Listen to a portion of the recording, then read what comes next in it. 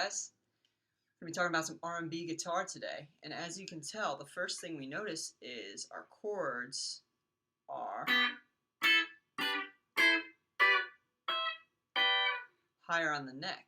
We're using higher chord voicings. And what I did there, I want to break that down and just show you real quick. What I actually did was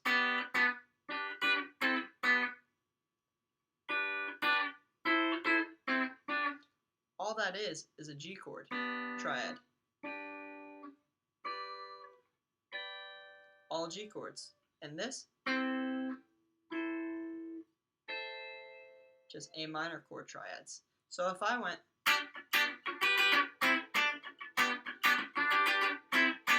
that's the same as going. Try that one more time.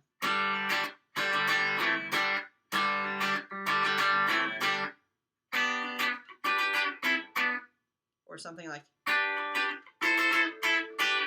that's just G, A minor, G.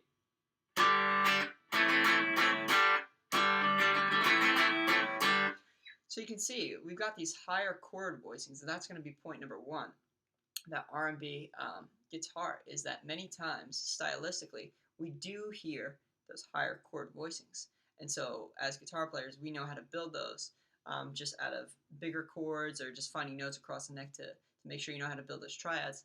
And what that does is it gives you a broader palette to kind of paint upon musically speaking. You don't just have the bulky, whether they be bar or open chords to play with, and you've got a lot more expression and musical definition at your fingertips instead of just.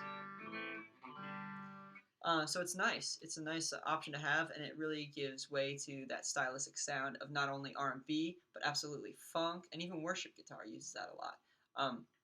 So that's kind of point one. Higher inversions, higher voicings of triads, and even power chords sometimes will work for you.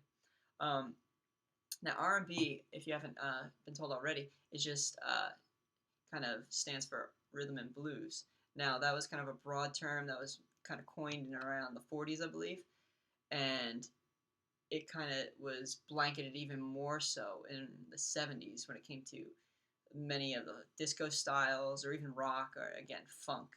So it's just a very broad term for rhythm and blues. So think about what you're doing when you're playing a lot of that stuff. Tonally speaking, many times for R&B, we just have that clean kind of guitar. You notice I'm using my Strat guitar players over a Les Paul in this case. Not that you can't use a Les Paul, but it's just kind of, it's a little more sparkle and cuts a little bit more, especially on that high end. Now, when it comes to the rhythm of R&B, the rhythm part is, which is going to see a lot of times a steady stream of 16th notes with your right hand. Now, why you don't hear it like a barrage of sound, like bada bada bada bada bada bada, is because we incorporate something called string chucks. String chucks are when you play your strings of your guitar, but you don't fret a specific chord. In fact, your fingers kind of flatten against the strings and just make this sound. So now, a combination of string chucks and what I kind of refer to as bouncing your fingers with your left hand will help to give you that bouncy R&B sound. So if I went back to what I was doing earlier, that kind of rhythm, I have that steady right hand doing those 16th notes.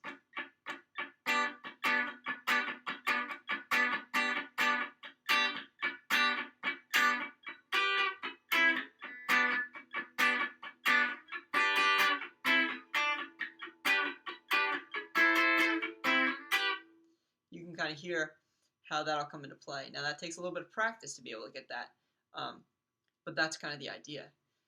Also, I hear a lot in R&B, if you can't play that rhythm with your right hand at first, because it takes a little bit of practice, both bouncing your fingers and getting that steady right hand going, what you can do is just play on the 2 and the 4 of the beat. So if you were to play Heard It Through the Grapevine, 1, 2, 3, 4, 1, 2, 3, 4, 1, 2, 3, 4, 1, 2, 3, 4. You'll find that it falls into line very well. It's not as bouncy, it's not as busy as the right hand in the other option.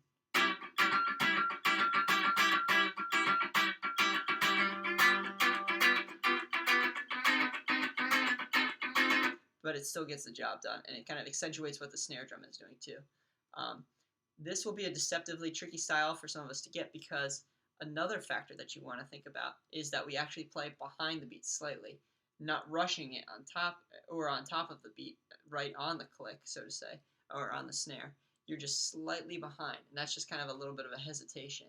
And Frank, I'm sure, is going to talk about that. So you remember you want to make it feel good and sit behind the beat instead of rushing it or being right on. And again, in worship, we're used to being kind of right on the beat. So we want to make sure it sounds good and it feels good behind the beat.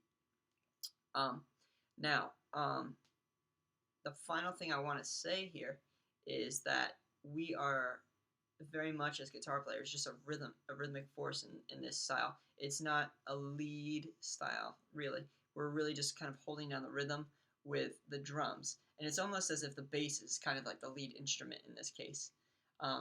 So what I would just definitely recommend is check out my Spotify playlist. I have one for funk. You can check that out and kind of get a similar feel for what's going on in R&B. Some more classic R&B artists, would be great to listen to get your ears used to the style. But you'll always hear the high ends of the chords. You hear them sitting on behind the beat. You'll hear the string chucks and the finger bouncing at the same time. And we'll hear the bass being very active, and we'll just be wanting to be a supportive role and all that. So make sure when you're playing, you don't need too many effects. Like I said, it's just a clean palette. I barely have any reverb on this, or none actually, on this little amp. You really don't need it bleeding out too much. You want your rhythms to be tight, high, and kind of staccato. Hope you enjoyed it. I'll see you in a little bit at the lab. Take care.